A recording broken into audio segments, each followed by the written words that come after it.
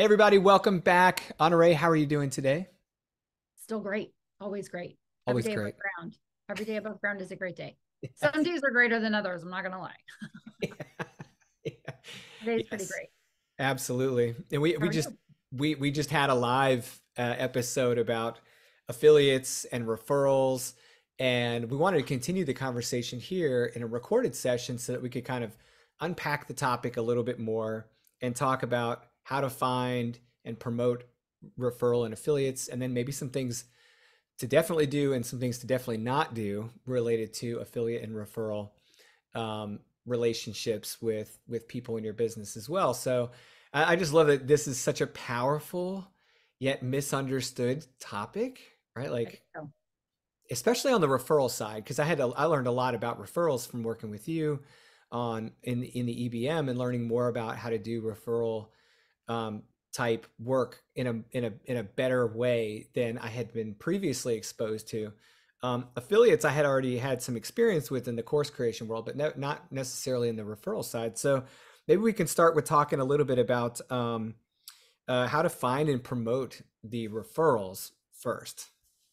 Yeah, so we kind of just covered this a little bit in the live, right? But the live is a different environment in the questions or in the chat, and people are going back and forth. So just kind of recap a little Yeah. bit. So affiliates are people with whom you engage to sell your software, your courses, things like that. And the agreement is more formal. You engage them as an affiliate. They sign up in your Thinkific platform or Thrivecart or whatever that looks like. And so whenever there's a sale made, you get an auto-generated email, and then you know what the terms and conditions are of that. In 60 days, I'm going to pay you for it. In 30 days, I'm going to pay you for it. I'm going to pay you 30%, 10%, 15%, 20%, 50%, whatever that looks like. Everyone has a different number. Everyone feels comfort with a different level. And I think that the comfort level, at least in my mind, always seems to be around what's the deliverable and how much time has to be given. So I pay higher for courses than personally than I do for referral fees, because when someone pays me for service, I'm trading time for money. So there's a lot that goes into it, whereas the course is already done and it's up there and I can just sell and sell and sell. So is that your understanding also as far as the affiliate? Yeah, absolutely. It's definitely more formal than the referral. I think that's one of the big distinctions is that like an affiliate may or may not come with a contractual agreement.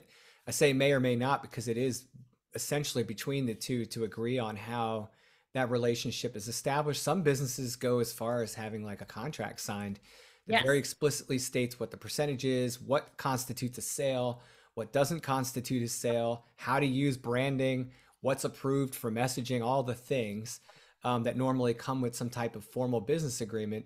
And then it's, you know, like you were saying, there's some system in place to routinely track that and distribute funds. Whereas on it's obviously less formal with referrals, and oftentimes referrals I think are related more toward like service type work Yes. necessarily more so than maybe the affiliates where you know you could have affiliates for every type of product under the sun. Amazon's, you know, a good example of this. They've got affiliate programs. You just sign up. They tell you exactly how they want you to share their links, Yeah. and then it's How not to, or not to. Yeah, which I made that mistake. right? Yeah. I didn't put the thing on the page, and like, oh, that's my bad, you know. Yeah. But yeah, with referrals, completely different. And so yeah, I'm 100% with you on that. So if okay, so the benefits are obvious to me, right? So I think most Yeah. people would say, "Wow, this is really cool," but I don't know that it's really made clear how cool the benefit of having an affiliate or a referral is because essentially you don't have to sell. And there's a lot of people that like, well, let me just rephrase. You don't have to do the active initial part of the sale. And I think that a lot of people prefer not to do that part of the sales process. So this is like really cool to have that kind of handled for you by someone who a client you may never know, you may never have reached, they're not in Would your not have network. known. They Yeah. would not have hired you. They don't have the know, like, and trust factor with you yet, but they know, like, and trust the person referring you. That's right.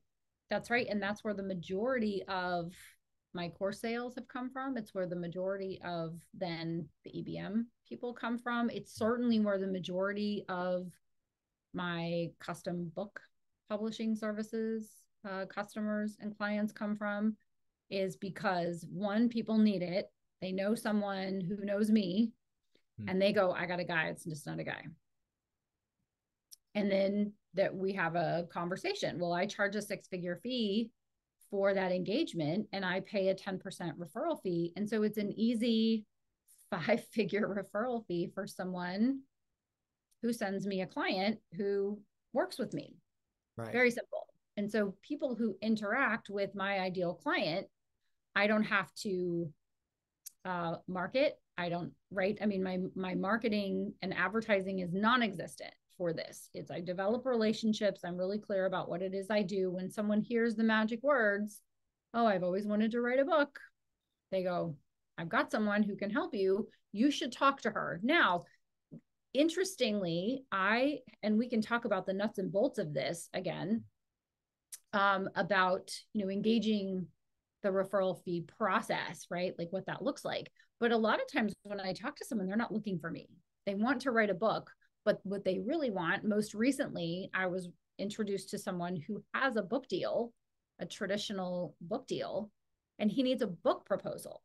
I'm not a ghostwriter. Ghostwriters write book proposals. So I immediately sent him over to someone who writes book proposals and also does the same thing, pays a 10% referral fee. Book proposals are $35,000 to $50,000. So a little quick 10% math in your head says, gee, Honore's in line, if this works out, to receive a few $1,000s for what amounted to 10 minutes of conversation and a 2-minute email and a 30-second follow-up audio message. That's really good. I don't know what that is per minute. What is that? $500 a minute? Who makes $500 a minute? Very few people, right? So sometimes they're looking for me, and sometimes they're looking for someone in my ecosystem. Right. Yeah. I love it. And to your point, you've already done all the work to establish that relationship with the person making the referral. Yep. And that was really your kind of marketing effort up front in this, which isn't that at all, right? So I love that you say that. And then it also is a way to bring the marketing that you are undertaking for your product and your business and everything, and exposing it to a new audience, right? So those things are still happening in the background because you're just nurturing your business and doing your thing, and you're managing your social media and you're putting out your newsletters and all the things. And then when this person's referred, they're going to go do a little research and check you out, and all that stuff is working for you. It's great. Yes. And also name recognition. Fortunately, I have a unique name. I didn't always feel that way, but now as a grown-up, I feel fortunate to have a unique name. And also, when someone talks to me, they say a lot of times, I keep hearing your name. I keep seeing your name. I keep hearing your name. And so when they quote unquote check me out, their initial, this might be someone I want to work with, is validated throughout other conversations and also through online presence, right? People are going to Google you, and you want to Google yourself and see what comes up about yourself, right? You want to make sure what's coming up is positive for sure. So there's two pieces of it. One, it's the relationship, and then also it's the name, face, and brand recognition and what it's saying out in the world.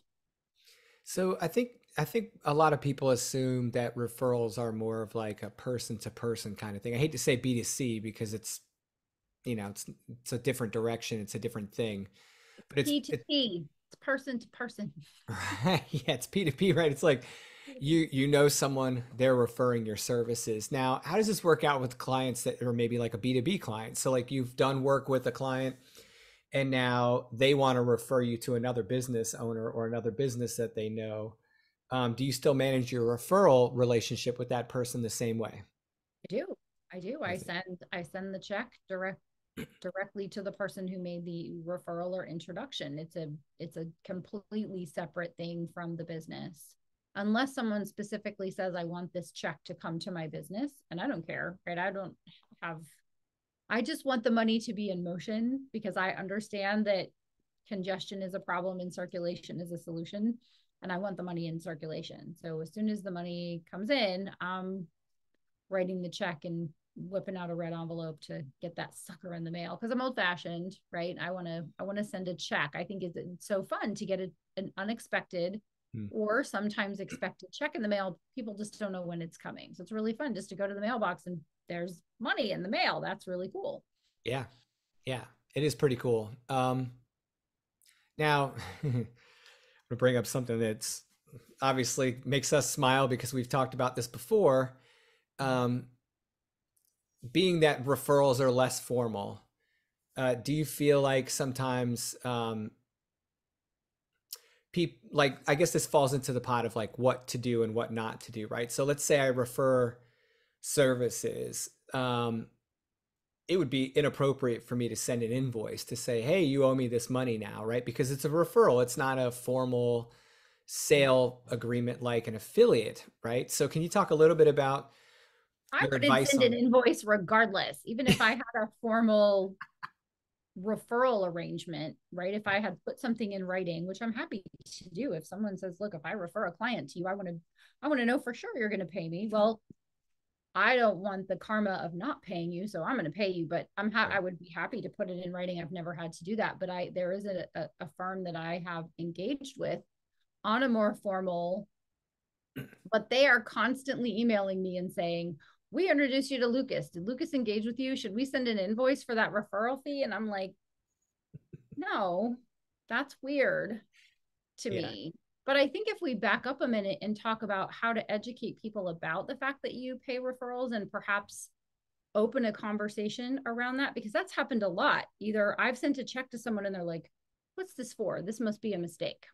If I didn't have a chance to say to them, and this happened with someone who's an EBM. So one of our EBM people came to me through my Rotary Club. Someone referred someone to me and said, she's the book lady. And this person called me and said, so and so referred me to you. I'm interested in writing a book. And I said, oh, I have a course on that. Signed up for the course. So I show up at the Rotary meeting with a check and a red envelope and a thank you note, obviously, inside. And I just hand the envelope to the referring person. And like, then I get the eyes from across the meeting room. What is this? What is this? And so after the fact, I had the conversation that I generally like to have in most situations where it makes sense, where I would say, you know, when you say, oh gosh, Honore, I have this monetize your book with a course and book. So cool that we're meeting, because a lot of people that I meet want courses. They don't realize they want a book. I'm going to refer work to you. And I would say, hey, Lucas, I just want you to know, if you refer people to me, if they take my course, I'm going to give you a 30% referral fee. If someone hires me to do my custom service, I'm going to pay a 10% referral fee. And then I have a couple of other servicey kind of things. It's like I pay a 10% referral fee for services and 30% for courses. I just want to let you know the number of times that it's caused a really interesting conversation to occur has been many. Because sometimes the people who I've referred business to have decided to enact this particular type of program in their business, and they've paid me referral fees, whereas before they didn't have a process. Gotcha. They're like, oh, that's interesting. Tell me about that. Why do you do that? And just to kind of close this loop, I very simply do it because I believe I would rather have 90% of a watermelon than 100% of a grape. Right. Right now, until you refer me a client, I don't know who you know, and I have zero. I have a grape. I have nothing.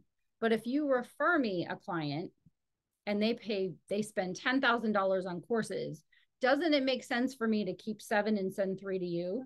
Sure. I wouldn't have had the 7. So like, how much would you pay for business, and how much are you paying in terms of time and energy to be on social media, to go to networking events, to do all those things? Like, you can just stay home on the couch and watch Netflix or read a book or enjoy life, and then money shows up because someone bought something from you. I like to work smart, not hard. So I've even had someone start sending me business every week. I have a guy who literally has a Rolodex full of people who are my ideal client. So I think he's doing outbound calls You ever thought about writing a book? I've got a guy, right? Legitimately, I think he's on it, because when I sat down with him and said, this is how much my service costs. Your clients are my clients every day and twice on Sunday. Every time you refer someone to me who engages me, I'm going to send you 10% of what they spend. He was like, challenge accepted. Hold, please. Right. And so I have 6 new people in this month from him that are prospective clients. Now, when we get into the high fee engagements, not everybody's like, yeah, here, I'll just write you a check, right? They have to think about it. They got to pull money out of somewhere, right? It's generally less of a painful conversation than sometimes someone spending $5,000 on a course, which is just interesting to me.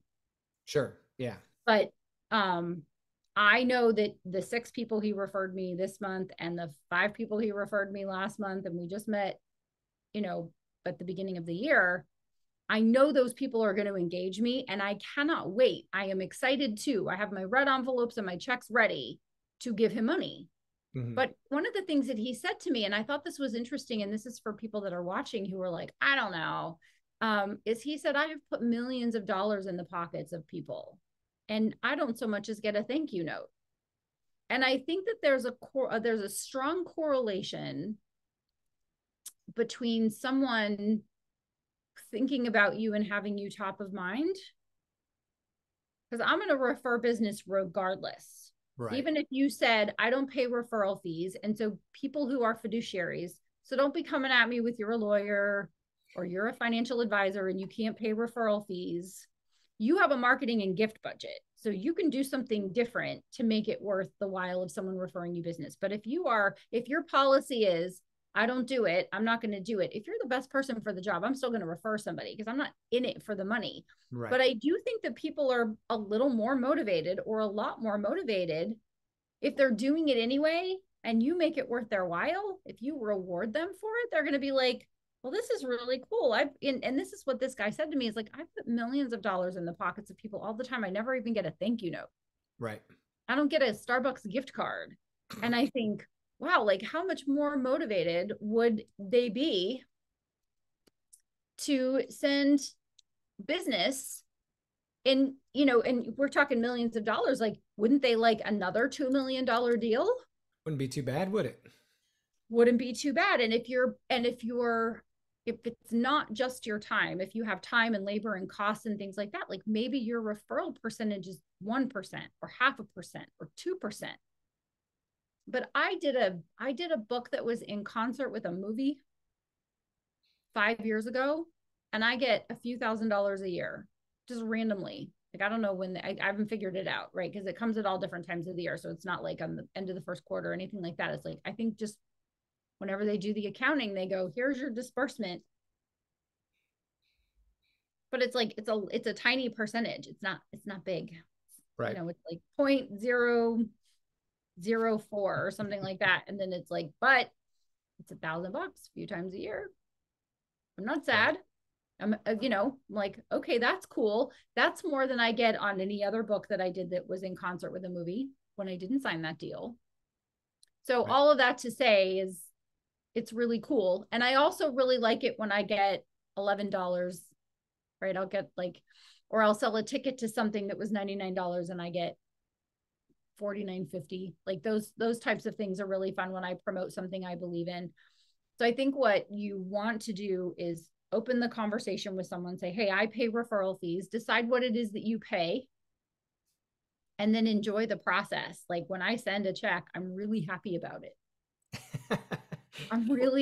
I genuinely will go out of the way to drive to the post office if the check goes out the same day. Like I'm funny like that. But I really like the fact that I just sent somebody something and they're going to get their mail and it's like electric bill, insurance bill, mortgage bill, stupid flyer from a place I'm never going to patronize, red envelope check from Monterey, right? So that's kind of fun, is to send a little bit of sunshine in there. And then also don't put energy on if someone is not sending it to you. Educate them on why they might want to consider it. And I've had people say, I don't pay referral fees. I can't pay referral fees. I'm not interested in it. You don't even have to send it to me. And I'm like, okay, I'm still going to send it. You're still going to be happy about it. Right. Because nobody just says, you know what?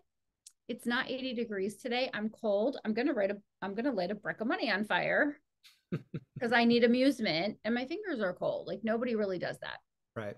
except maybe Tony Stark. Maybe. Maybe Tony does, but maybe not. Yeah, I actually appreciate the fact that you brought up the marketing budget part, because to me that's kind of how I've kind of viewed the referral fee in my own business Mhm. this is part of my marketing Yes. budget, and it's not something I have to fund ahead. I can fund it when I'm paid, Right. which is phenomenal. So it's not an ROI thing. It's not where I have to set the money aside, expend it first, and then hope, because we're And marketing the right. justify it later. Like, did I Yeah. pay that $25,000 a month to that No, marketing it's firm? it's like No. it's in the opposite, right? It's in the reverse. And then so the other thing I do with it is I consider, well, that would have been money I would have been spending on Facebook ads or LinkedIn ads or Google ads or whatever, Right. paying a marketing agency something. Yeah.